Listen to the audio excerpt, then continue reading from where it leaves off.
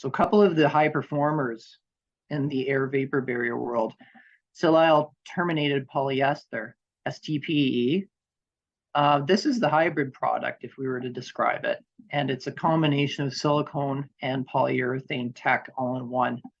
What's great about this, it can be applied to damp walls. It has very good long-term UV resistance. And what that means to me is oftentimes questions will arise on a project is how long can I leave an air vapor barrier exposed before our cladding goes on, because over time UV does degrade these things, and it's important for a lot of them that the exterior cladding does go on within a reasonable amount of time after installation.